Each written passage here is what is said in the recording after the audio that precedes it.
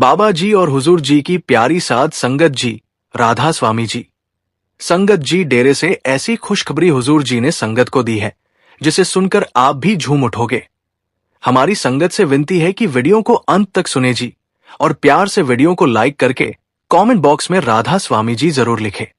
संगत जी, अब इंडिया की संगत हो जाए तैयार। अब इंडिया में भंडारों का दौर शुरू होने जा रहा है।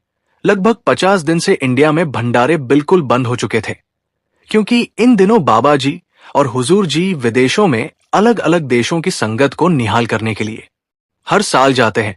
वैसे भी जुलाई के महीने में बारिशों के कारण भी ब्यास या दूसरे मेजर सेंटर में भंडारे आयोजित नहीं किए जाते, जिससे कि संगत को कोई असुविधा ना हो।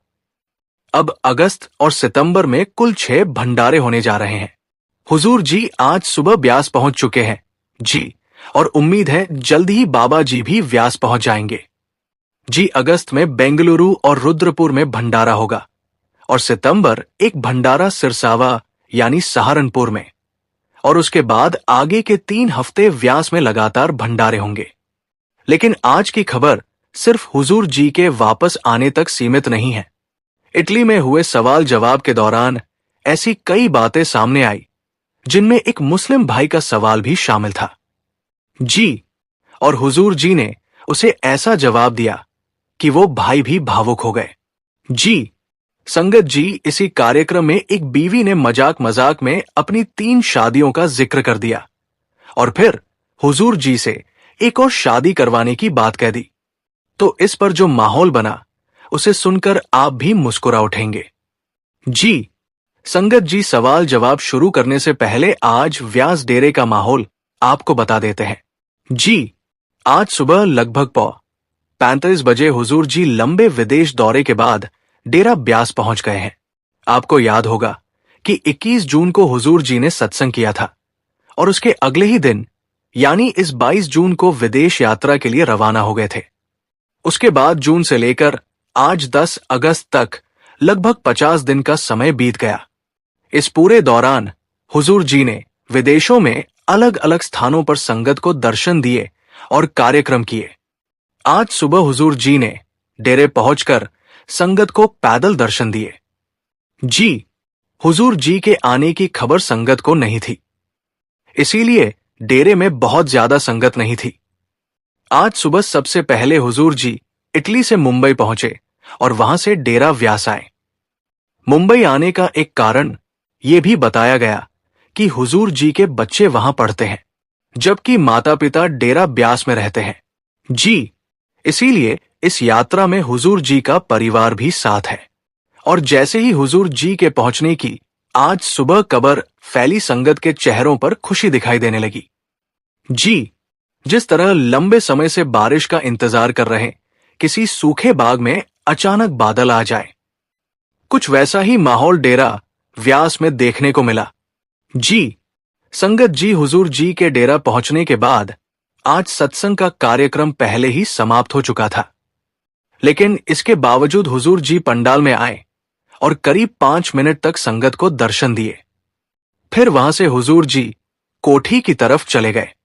अब बात करते हैं जी इटली में हुए उस सवाल जवाब कार्यक्रम की, जिसमें कई अलग अलग सवाल पूछे गए। इस कार्यक्रम में कुछ सवाल काफी गंभीर थे और कुछ ऐसे भी थे जिनमें पूरा माहौल हंसी मजाक से भर गया। और इन्हीं सवालों में एक मुस्लिम भाई का सवाल भी था जी। ये भाई काफी समय से परमारस से जुड़ा हुआ है और सत्संग में आता रहा है। उसने हुजूर जी से जो बातें कही, उनमें सबसे खूबसूरत बात यही थी कि उसने अपने धर्म या पारिवारिक पृष्ठभूमि को लेकर किसी तरह का भेद महसूस नहीं किया जी। वो भाई बताता है कि इटली में जब वो सत्संग कार्यक्रम में पहुंचा तो सुबह सुबह सवाल पूछने के लिए पर्चियां जमा करवाने वालों की लाइन लगी हुई थी। वो भी उस लाइन में जाकर खड़ा हो गया। उसे खुद भी ज्यादा उम्मीद नहीं थी कि उसकी पर्ची चुनी जाएगी, लेकिन मालिक की ऐसी कृपा हुई कि लगभग 150 लोगों ने पर्ची भरी थी और उसकी पर्ची निकल आई। पर्ची निकलने की खबर से उसे बड़ी खुशी हुई थी, लेकिन अब एक दूसरी घबराहट शुरू हो गई, क्योंकि उसे हुजूर जी के सामने बैठकर सवाल पूछना था। जब वो हुजूर जी के सामने पहुंचा तो सबसे पहले उसने राधा स्वामी कहा और फिर अपनी बात शुरू की। उसने बताया कि वो मुस्लिम परिवार से है, लेकिन उसने कहा कि ना तो वो नियमित रूप से मस्जिद जाता है और ना ही मंदिर या गुरुद्वारे जाता है। उसका कहना था कि वो शुरुआत से ही परमार्थ की तरफ आकर्षित रहा है। फिर वो भावुक होकर कहने लगा कि हुजूर जी के सामने माथा टेकने के लिए नीचे झुकने लगा, लेकिन हुजूर जी ने तुरंत उसे रोक दिया। हुजूर जी ने प्रेम से उसे समझाया कि बेटा, इस तरह माथा टेकने की जरूरत नहीं है। उन्होंने आगे कहा कि अगर मैं आपको नहीं रोकूंगा तो दूसरे लोग भी यही करने लगेंगे। गुरु यहां अपनी भक्ति करवाने नहीं आते। परमार्थ में इस तरह के बाहरी आडंबरों से शुरू से ही बचने के लिए कहा गया है। बाबा जी भी संगत को इन बातों से दूर रहने की सीख देते रहे हैं। फिर हुजूर जी की बात समझते हुए उस भाई ने अपनी गलती स्वीकार करते हुए कहा कि उसे अब समझ आया कि असली श्रद्धा सिर झुकाने की बाहरी क्रिया में नहीं है, बल्कि मन के भीतर होती है। इसके बाद उस भाई ने अपनी सेवा के बारे में बताया। जी, उसने कहा कि भारत में रहते हुए वो पाठ की सेवा किया करता था। कुछ समय के लिए इटली आया, फिर करीब 2 महीने बाद भारत वापस चला गया और बाद में दोबारा इटली आ गया। जब वो फिर इटली पहुंचा तो वहां भी संगत की कृपा से उसे वही सेवा करने का अवसर मिल गया। ये सुनकर हुजूर जी ने कहा, ये तो बहुत ही अच्छी बात है। फिर उस भाई ने आगे बताया कि वो पूरे सप्ताह काम करता है और केवल रविवार को सत्संग घर पहुंच पाता है। हुजूर जी ने उसे समझाते हुए फरमाया कि बेटा, अगर हम हर रविवार को भी सिर्फ 1 घंटा सत्संग के लिए दे रहे हैं ना, तो भी हमारे अंदर बहुत बदलाव होने लगते हैं। हुजूर जी ने आगे कहा कि सब कुछ हमारे भीतर ही मौजूद है। हमें अपने हिस्से का काम करना है और वो काम है भजन सिमरन की तरफ ध्यान लगाना। भजन सिमरन तो हमें हर रोज ही करना है। उसमें हम सप्ताह का कोई खास दिन नहीं चुन सकते। बिना नागा हर रोज ही बैठना है। फिर उस मुस्लिम भाई ने कहा कि हुजूर जी, कभी कभी मुझे लगता है कि मालिक मुझसे नाराज है और कभी लगता है कि मालिक मेरे साथ है। उस भाई की चिंता का जवाब देते हुए हुजूर जी ने बड़ी ही सुंदर बात कही थी। हुजूर जी फरमाते हैं कि बेटा, मालिक हमसे अलग थोड़ी ना है, वो हमारे साथ है, हमारे अंग संग है। समस्या ये है कि हमें उसका साथ महसूस नहीं होता। हमें लगता है कि मालिक हमसे दूर है, जबकि वास्तविकता विपरीत है। जब भीतर देखने वाली आंख विकसित नहीं होती, तब हमें उसका निकट होना दिखाई नहीं देता, लेकिन मालिक हमेशा हमारे साथ रहता है। फिर उस भाई ने अपनी धार्मिक पृष्ठभूमि को लेकर भी सवाल किया। उसने कहा कि धर्म के हिसाब से वो मुस्लिम परिवार में पैदा हुआ है। इस पर हुजूर जी ने स्पर्श करते हुए कहा कि बेटा, परमार्थ के रास्ते में किसी की जाति, धर्म या परिवार की पहचान बाधा नहीं बनती। परमार्थ में सब उसी एक मालिक के बंदे हैं। इंसान का जन्म किस घर में हुआ है और किस धर्म से संबंध रखता है या उसकी सामाजिक पहचान क्या है, इन बातों से आत्मिक मार्ग का फैसला नहीं होता। सबसे जरूरी बात यह है कि इंसान कैसा जीवन जीता है और अपने अंदर किस तरह के गुण पैदा करता है। हुजूर जी ने आगे समझाया कि मालिक को हमें बाहर नहीं, अपने भीतर खोजना है। इसीलिए हमारा प्रयास होना चाहिए कि हम एक अच्छे इंसान बने, अपने कर्तव्य निभाएं और भजन सिमरन के मार्ग पर आगे बढ़ें।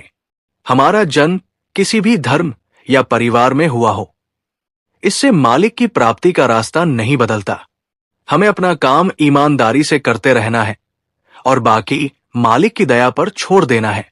फिर आगे एक भाई ने हुजूर जी के सामने आए और जब वो हुजूर जी के सामने पहुंचे तो उसकी कमीज के ऊपर एक चश्मा लटका हुआ था।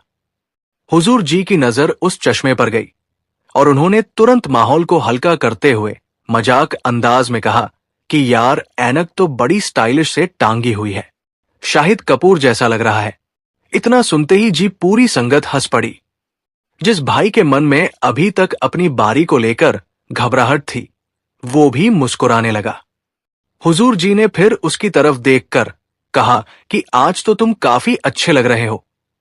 तो इसके बाद हुजूर जी ने हंसते हुए कहा, लगता है अब तुम्हारी शादी भी करवानी पड़ेगी।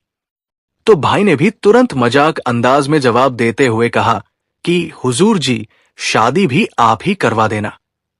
बस फिर क्या था, उसकी ये बात सुनते ही संगत में जोरदार हंसी गूंज उठी जी। हुजूर जी भी मुस्कुराने लगे और कहने लगे कि अब मैं सत्संग करूं या मैरिज ब्यूरो खोलकर बैठ जाऊं। ये सुनकर तो संगत एक बार फिर से हंसने लगी थी जी। कुछ क्षणों के लिए पूरा माहौल बेहद खुशनुमा हो गया। इतने गंभीर सवाल के बीच हुजूर जी ने संगत के साथ इस तरह हंसी मजाक करते वातावरण को बिल्कुल सहज कर दिया। इसके बाद हॉलैंड से आए एक भाई ने अपनी परेशानी सामने रखी।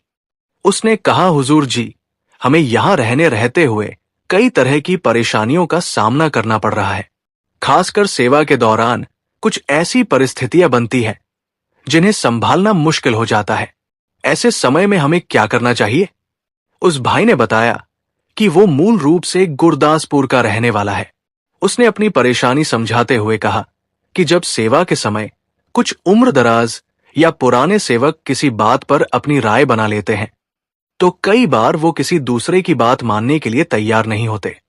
किसी काम को लेकर समझाने की कोशिश करो तो वो अपनी बात पर ही टिके रहते हैं। भाई ने इस विषय को बहुत ही ज्यादा विस्तार नहीं दिया, लेकिन उसकी परेशानी हुजूर जी समझ गए। हुजूर जी ने उसे समझाते हुए कहा कि बेटा, आप मुझे चिट्ठी लिख देना। इसके साथ ही हुजूर जी ने एक बहुत ही महत्वपूर्ण बात बताई। उन्होंने कहा कि उनके पास जो चिट्ठियां आती है वो उन्हें पढ़ते हैं और जरूरी होने पर उनका जवाब भी देते हैं। इससे उन्हें उन सब संगत के भाई बहनों को भी एक भरोसा मिला जो कई बार सोचते रहते हैं कि हुजूर जी को अपनी बात पत्र के माध्यम से लिखें या नहीं। हुजूर जी ने उस भाई को दोबारा कहा कि तुम मुझे पत्र लिख देना, हम इस पर विचार करेंगे। उन्होंने ये भी स्पष्ट किया कि चिट्ठियां केवल पढ़ी ही नहीं जाती बल्कि उनका जवाब भी दिया जाता है। हुजूर जी ने फिर उस भाई से कहा कि तुम मुझे चिट्ठी डाल देना, मैं हर चिट्ठी पढ़ता हूं। इसके बाद एक भाई ने अपनी परेशानी बताते हुए कहा कि हुजूर जी, मुझे बड़ा ही डर लगता है। मैं कई बार बिना वजह घबरा जाता हूं। समझ ही नहीं आता कि इस डर से कैसे बाहर निकलूं। हुजूर जी ने उसे फरमाते हुए समझाया कि बेटा, डर को लेकर इतना परेशान होने की आवश्यकता नहीं है। उन्होंने अंदर की स्थिति को समझाने के लिए आंखों का उदाहरण दिया। हुजूर जी ने कहा कि जब हम अपनी आंखें बंद करते हैं तो हमें अंधेरा दिखाई देता है, लेकिन केवल आंखें खोल लेने से भीतर का अंधकार दूर नहीं हो जाता। उन्होंने आगे समझाया कि जब तक इंसान के अंदर प्रकाश पैदा नहीं होता तब तक उसका भय पूरी तरह समाप्त नहीं होता। बाहर की आंखों से संसार दिखाई दे सकता है, लेकिन अपने भीतर क्या चल रहा है उसे देखने के लिए अंदर की जागृति जरूरी है। जब तक भीतर जागरूकता नहीं आती तब तक मन इसी संसार में इधर उधर भटकता रहता है। हुजूर जी ने आगे फरमाया कि बाबा जी ने हमें जो जिम्मेदारी दी है हमें उसी पर ध्यान देना चाहिए। हमारा मुख्य काम है भजन सिमरन करना और अपनी साधना को लगातार जारी रखना। जैसे जैसे हम इस काम में आगे बढ़ेंगे वैसे वैसे भीतर का डर भी कम होता जाएगा। इसीलिए बेटा, घबरा कर रुकना नहीं है। हुजूर जी ने उस भाई को आगे समझाया कि रोज भजन सिमरन करते रहो और अपने लक्ष्य की ओर बढ़ते रहो। धीरे धीरे मन के अंदर से भय कम होने लगेगा। इसके बाद सवाल जवाब के दौरान एक इटालियन महिला की बारी आई। उसने हुजूर जी के सामने अपनी बात कुछ ऐसे अंदाज में रखी कि पूरा माहौल ही मजेदार हो गया। जी, उस महिला ने कहा कि हुजूर जी, मैं जब शादी करती हूं तो कुछ समय बाद अपने पति को छोड़ देती हूं। फिर उसने बताया कि ऐसा उसके साथ एक बार नहीं हुआ है, बल्कि वो 3-4 शादियां कर चुकी है और उन सभी पतियों को छोड़ चुकी है। वो ये बात हंसी मजाक के अंदाज में बता रही थी। महिला की बात सुनकर हुजूर जी एकदम हैरान रह गए। हुजूर जी की इस हैरानी का मतलब यही था कि तुम्हारे लिए तो शादी करके फिर पति को इस तरह छोड़ देना ऐसा है जैसे कोई रिश्ता बनाकर उसे लात मारकर दूर कर दे। हुजूर जी के इस अंदाज को देखते ही संगत जोर जोर से हंसने लगी। वो महिला भी अपनी बात और हुजूर जी की प्रतिक्रिया पर खूब हंसी। इसके बाद उसने फिर मजाक करते हुए कहा कि हुजूर जी, अब अगली शादी भी करवानी है। अगर यहां कोई अच्छा व्यक्ति हो तो आप देख लीजिए, मैं उससे भी विवाह कर लूंगी। उसकी ये बात सुनते ही जी संगत दोबारा हंसने लगी थी और पूरा माहौल हंसी से खुशनुमा हो गया था। हुजूर जी भी इस पूरी बातचीत से काफी प्रसन्न नजर आए। इसके बाद एक बीवी खड़ी हुई और उसने हुजूर जी से पूछा कि हुजूर जी, आप इस बार जर्मनी नहीं आए। वहां की संगत भी आपका इंतजार करती रही, आप जर्मनी भी आया करें। हुजूर जी ने मुस्कुराते हुए कहा कि आप लोगों के लिए यहां इटली में इतना बड़ा सत्संग घर बना दिया है, अब आप लोग यही आया करो। लेकिन बीपी ने फिर अपनी विनती दोहराई। उसने कहा कि इटली आना अपनी जगह है, मगर जर्मनी की संगत भी चाहती है कि हुजूर जी वहां आए। हुजूर जी ने जवाब दिया कि इस बार का उनका विदेश दौरा पूरा हो चुका है और मौजूदा कार्यक्रम के अनुसार अब जर्मनी जाना संभव नहीं है। फिर उन्होंने आगे फरमाया कि अगली बार मैं जर्मनी जरूर आऊंगा। फिर आगे एक भाई ने हुजूर जी से प्रश्न किया। इस भाई ने पूछा कि हुजूर जी, कई बार इंसान को पता होता है कि कौन सी आदत उसके लिए अच्छी नहीं है, फिर भी वो चाहकर भी उसे छोड़ नहीं पाता। कुछ दिन खुद को संभालता है, लेकिन फिर वही पुरानी आदत वापस आ जाती है। क्या केवल इच्छा शक्ति से इंसान अपने स्वभाव को बदल सकता है? हुजूर जी ने समझाते हुए फरमाया कि बेटा, बदलाव सिर्फ ये सोच लेने से नहीं आता कि अब मैं ऐसा नहीं करूंगा। अपने मन को धीरे धीरे नई दिशा देनी पड़ती है। अगर कोई आदत लंबे समय से हमारे साथ चली आ रही है तो उसे बदलने में भी समय लगेगा। इसीलिए एक दो बार असफल होने पर निराश नहीं होना चाहिए। हर बार जब पुरानी आदत सामने आए, उसी समय अपने आप को रोकने की कोशिश करो। धीरे धीरे मन को समझ आने लगेगा कि अब उसे किस तरफ जाना है। सबसे जरूरी बात यह है कि अपनी कमियों को देखकर खुद से नफरत मत करो। उन्हें पहचानो, उनसे सीखो और लगातार सुधार की कोशिश करते रहो। जब इंसान भजन सिमरन के साथ अपने व्यवहार पर भी ध्यान देना शुरू करता है तो भीतर से बदलाव आना शुरू हो जाता है। फिर आगे एक बहन ने हुजूर जी से प्रश्न किया। इस बहन ने पूछा कि हुजूर जी, आजकल हम दूसरों की जिंदगी को सोशल मीडिया या इंटरनेट पर देखकर बहुत जल्दी प्रभावित हो जाते हैं। किसी को घूमते हुए देखते हैं, किसी की तरक्की देखते हैं, किसी का खुशहाल परिवार देखते हैं, तो लगता है कि हमारी जिंदगी में भी कमी है। फिर मन में बेचैनी पैदा होने लगती है। ऐसा लगता है कि हम दूसरों से पीछे रह गए हैं। अपने मन को इस तुलना से कैसे बचाया जाए? हुजूर जी ने फरमाते हुए समझाया कि बेटा, जो चीज आपको दूसरे के जीवन में दिखाई दे रही है वो उसकी पूरी जिंदगी नहीं है। इंसान अपनी जिंदगी का वही हिस्सा दिखाता है जो वो दूसरों को दिखाना चाहता है। आपको ये नहीं मालूम कि उसके भीतर क्या चल रहा है, उसकी कौन सी परेशानी है और वो किन परिस्थितियों से गुजर रहा है। इसीलिए बेटा, दूसरों के जीवन को देखकर अपने जीवन का मूल्य तय मत करो। मालिक ने हर इंसान को अलग परिस्थितियां दी है, हर किसी का सफर अलग है। तुम्हें यह देखना चाहिए कि तुम्हारा मन कल की तुलना में आज कितना शांत है और तुम्हारे अंदर प्रेम, धैर्य और संतोष कितना बढ़ रहा है। अगर तुम अपने रास्ते पर ईमानदारी से चल रही हो तो तुम्हें किसी और से आगे निकलने की जरूरत नहीं है। अपनी नजर दूसरे की जिंदगी पर नहीं, अपने अंदर के बदलाव पर रखो। फिर आगे एक भाई ने हुजूर जी से प्रश्न किया। इस भाई ने पूछा कि हुजूर जी, कई बार हम किसी इंसान से बहुत प्यार करते हैं और उसकी मदद भी करना चाहते हैं, लेकिन जब वो बार बार हमारी बात को नजरअंदाज करता है तो मन में गुस्सा आने लगता है। फिर लगता है कि हमने उसके लिए इतना किया लेकिन उसने हमारे लिए कुछ नहीं किया। ऐसी स्थिति में रिश्ते को निभाते हुए अपने मन को दुख और शिकायत से कैसे बचाएं? हुजूर जी ने फरमाते हुए समझाया कि बेटा, अगर किसी के लिए अच्छा काम करने के बाद हम उसके बदले में कुछ उम्मीद रखने लगे तो फिर वो सेवा नहीं रहती, वो लेन देन बन जाता है। तुमने किसी के लिए जो अच्छा किया उसे उसके खाते में मत रखो, और ना ही ये हिसाब लगाओ कि उसने बदले में तुम्हारे लिए क्या किया। हर इंसान अपनी समझ, अपने स्वभाव के अनुसार व्यवहार करता है। तुम्हारा काम यह देखना है कि तुम अपनी तरफ से सही व्यवहार कर रहे हो या नहीं। अगर सामने वाला तुम्हारी उम्मीद के मुताबिक नहीं चलता तो उसे लेकर अपने मन को बार बार परेशान करने की जरूरत नहीं है। अच्छाई करो, लेकिन उसका हिसाब मत रखो।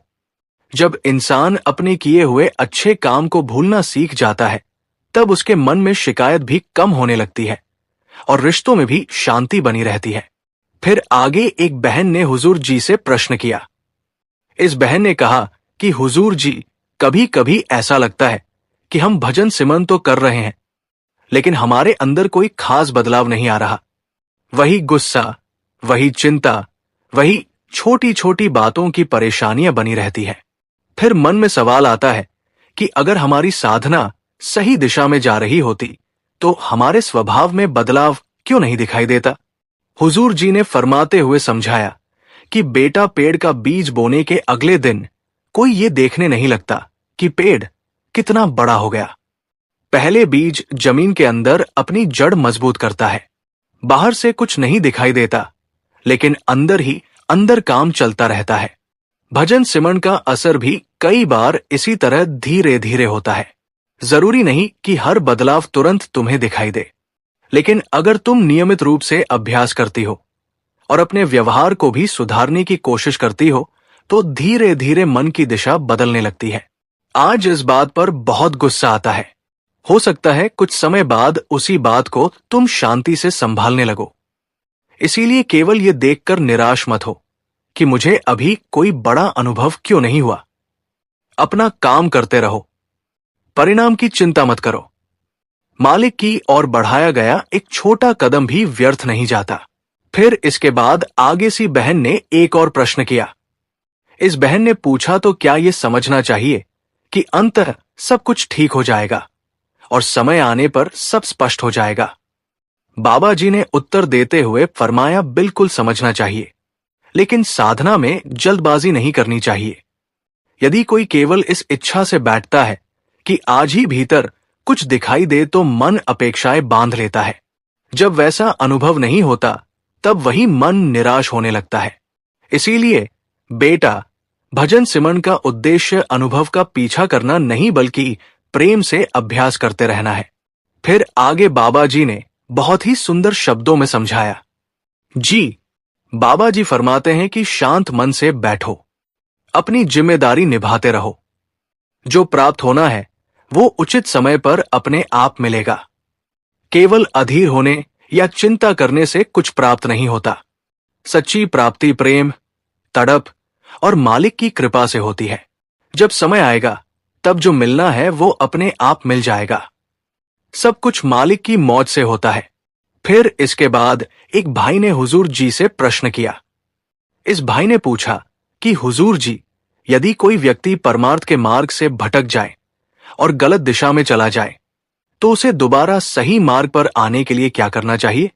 हुजूर जी ने बड़े ही प्रेम से समझाते हुए फरमाया कि बेटा, यदि किसी इंसान को यह अनुभव हो जाए कि वो सही रास्ते से हट गया है तो उसे बिना देर किए फिर से उसी सही मार्ग को पकड़ लेना चाहिए।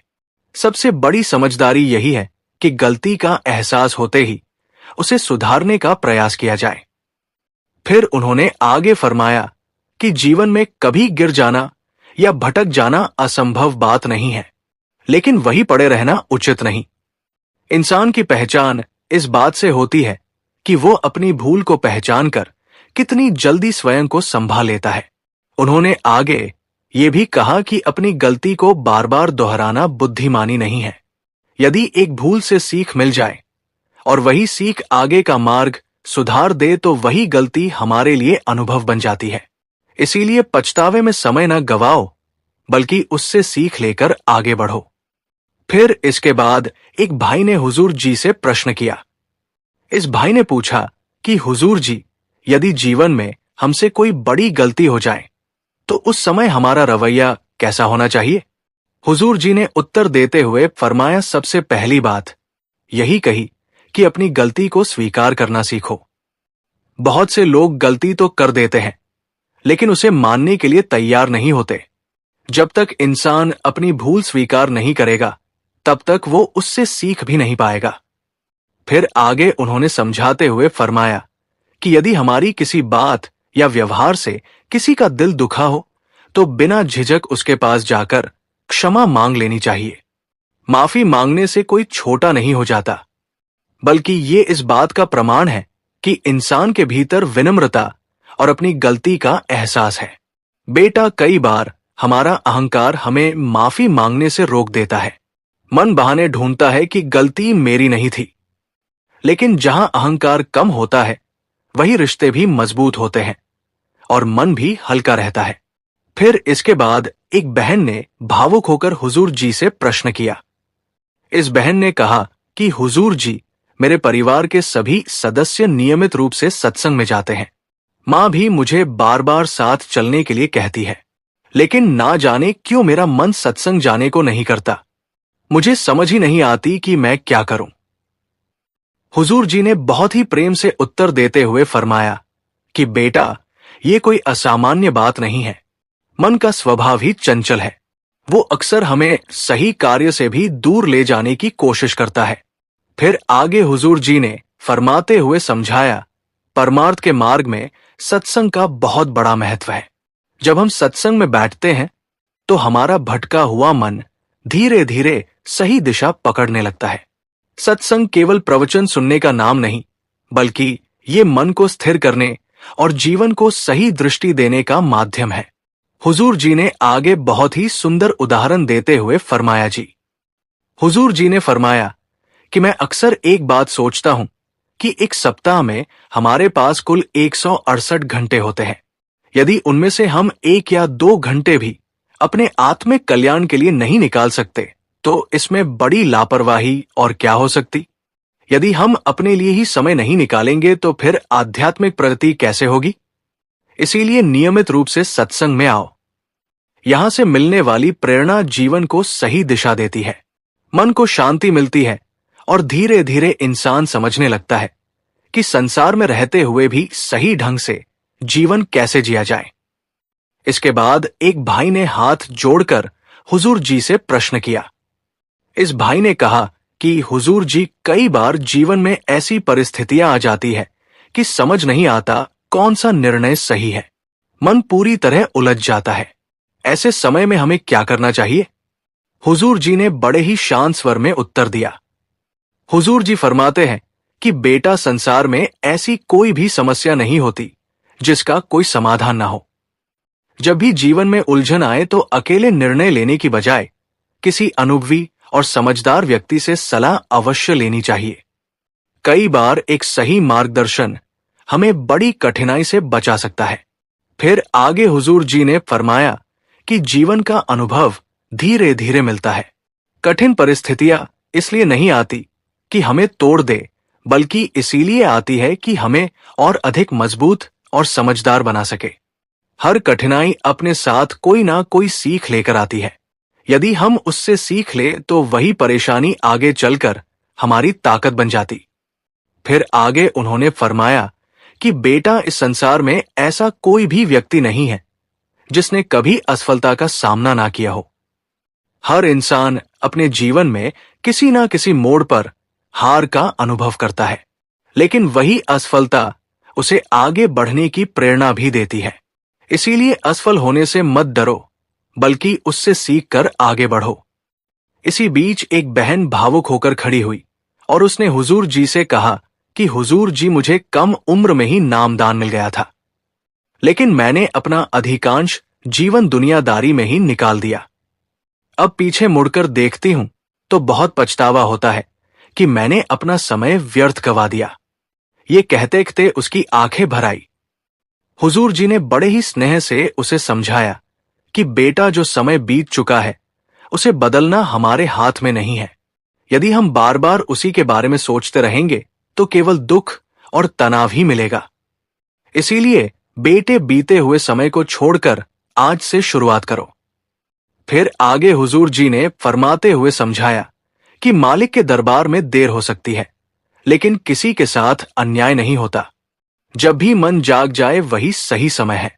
इसीलिए आज से ही भजन सिमरन को अपने जीवन का हिस्सा बना लो। पीछे क्या हुआ ये मत सोचो, अब आगे क्या करना है उस पर ध्यान दो। फिर इसके बाद एक भाई ने हुजूर जी से प्रश्न किया। इस भाई ने कहा कि हुजूर जी, जब हम भजन सिमरन के लिए बैठते हैं तो मन बिल्कुल नहीं टिकता, विचार लगातार आते रहते हैं। ऐसे में मन को स्थिर कैसे करें? हुजूर जी ने मुस्कुराते हुए उत्तर दिया कि बेटा, मन का स्वभाव ही भटकना है, ये एक दिन में शांत नहीं होता। यदि कोई ये सोच ले कि आज बैठा और कल ही मन पूरी तरह स्थिर हो जाएगा, तो ऐसा नहीं होता। फिर उन्होंने आगे बहुत ही सरल उदाहरण दिया जी। उन्होंने फरमाया कि जैसे एक विद्यार्थी किसी डिग्री को प्राप्त करने के लिए कई वर्षों तक नियमित पढ़ाई करता है, तब जाकर उसे सफलता मिलती है, उसी प्रकार भजन सिमरन भी निरंतर अभ्यास चाहता है। जितनी नियमितता से तुम अभ्यास करोगे, उतना ही मन धीरे धीरे शांत होने लगेगा, ध्यान भी बढ़ेगा और भीतर की शांति भी अनुभव होने लगेगी। इसलिए बेटा, जल्दबाजी मत करो, धैर्य रखो, अभ्यास करते रहो और मालिक की कृपा पर विश्वास बनाए रखो। हुजूर जी ने आगे समझाते हुए फरमाया कि बेटा, यदि कोई विद्यार्थी केवल पहले दिन स्कूल जाकर ये अपेक्षा करे कि उसे उसी दिन पूरी शिक्षा मिल जाएगी, तो ये संभव नहीं है। उसे वर्षों तक धैर्य, मेहनत और नियमित अभ्यास करना पड़ता है, तभी वो योग्य बनता है। फिर उन्होंने आगे फरमाया कि भजन सिमरन का मार्ग भी बिल्कुल ऐसा ही है। इस हम कई वर्षों से संसार की ओर भागते रहे। ऐसे में यदि हम ये सोचे कि कुछ दिनों के अभ्यास से ही मन पूरी तरह शांत हो जाए, तो ये उचित अपेक्षा नहीं है। आध्यात्मिक उन्नति धीरे धीरे होती है और इसके लिए निरंतर अभ्यास आवश्यक है। उन्होंने आगे फरमाते हुए समझाया कि मन को बार बार प्रेम से वापस लाना ही साधना है। यदि आज मन 100 बार भटक गया, तुमने 100 बार उसे फिर से मालिक की याद में लगा दिया, तो समझो वही तुम्हारी कमाई है। हार तब नहीं होती जब मन भटकता है, हार तब होती है जब इंसान प्रयास करना छोड़ दे। फिर आगे हुजूर जी ने बहुत ही सुंदर शब्दों में कहा कि इसीलिए अपने अभ्यास की तुलना किसी दूसरे से मत करो। ये मत सोचो कि दूसरे को क्या अनुभव हो रहे हैं और मुझे क्यों नहीं हो रहे। हर साधक की यात्रा अलग होती है और हर किसी का समय भी अलग होता है। उन्होंने आगे फरमाते हुए समझाया कि बेटा, तुम्हारा काम केवल अपनी जिम्मेदारियां निभाना है, बाकी जो कुछ भी प्राप्त होना है वो मालिक की रजा में होना है। मालिक की कृपा और उचित समय पर अपने आप मिलेगा। जब तक भीतर प्रेम, विश्वास और नियमित अभ्यास बना रहेगा, तब तक प्रगति भी होती रहेगी। फिर आगे एक छोटे से बच्चे ने हुजूर जी से प्रश्न किया। इस बच्चे ने ऐसा प्रश्न पूछा कि पूरा वातावरण मुस्कान से भर गया।